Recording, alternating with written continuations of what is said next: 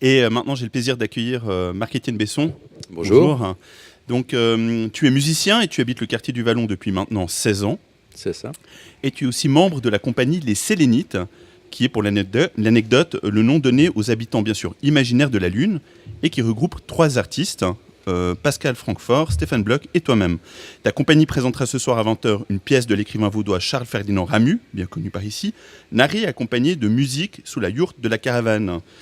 16 ans au Vallon, Marc-Étienne Besson, qu'est-ce qui t'attache à ce point au quartier ?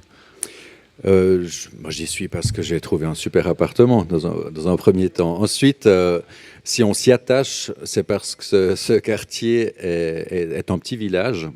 C'est un cul-de-sac. Il est à l'écart des lignes du métro. Et puis, c'est l'endroit où la campagne, la ville et la campagne se rencontrent. Et sa population est extrêmement bigarrée et extrêmement intéressante. Il faut avouer, il se passe toujours quelque chose au Vallon. D'accord, alors certes des loyers meilleur marché qu'ailleurs, mais aussi des interactions sociales riches, intéressantes, avec 50 nationalités dans le quartier du Vallon. Énormément, oui, et puis ça se sent, c'est un petit Belleville. Il y a des centres comme le théâtre 221 qui fait beaucoup pour l'esprit du quartier. Et ouais, c'est un endroit où il fait bon vivre. On n'est pas vraiment, on est au centre-ville et puis on n'est pas à Lausanne, vraiment. On est dans un autre Lausanne plutôt. Un village dans le village. Complètement, ouais. Et revenons maintenant un peu à ton parcours d'artiste. Comment s'est formée ta compagnie Les Sélénites et quels arts pratiquent ses membres ? Alors, la compagnie Les Sélénites, elle a été créée par Pascal Francfort en 2003. On a commencé par monter un spectacle autour de Pessoa.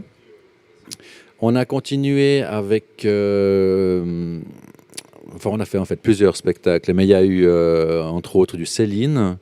On a fait pas mal d'improvisation ensemble. Et puis, de plus en plus, Céline s'affirmait comme étant le point central. Et finalement, après avoir travaillé des années sur Céline, on avait envie de changer. Et on est passé sur Ramu. Les 2 écrivains ont en commun d'avoir mis pas mal de langues parlées dans leur littérature.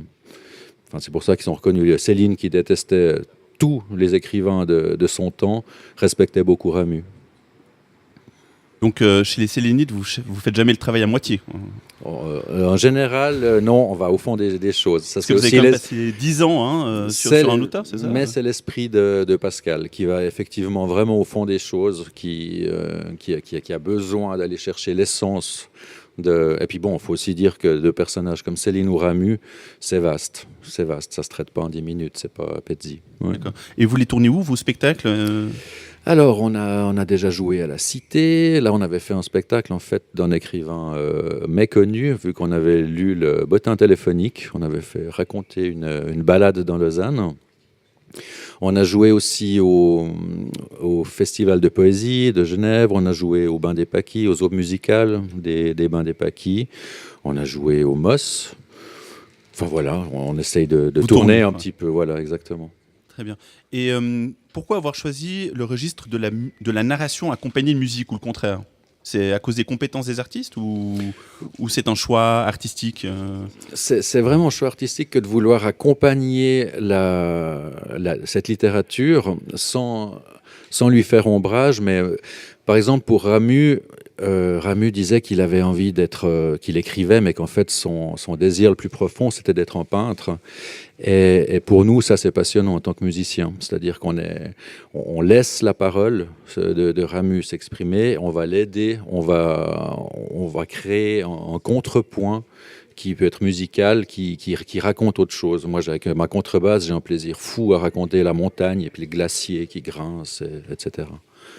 Alors donc l'interaction entre la musique et l'image dans votre imagination des pièces, c'est ça ? Oui, c'est ça. C'est-à-dire que la musique n'est pas en soutien rythmique à un texte, mais elle est plus que ça. Elle veut raconter aussi, on est 3 à raconter la même chose, la même histoire en contrepoint.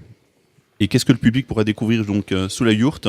Alors, quelle pièce ? Ce soir, on va jouer le Grand Favre, qui est une pièce que Ramu a écrite en 1910, je crois. Et puis La fille endormie, un autre texte qu'il a écrit beaucoup plus tard, à la fin de sa vie. D'accord.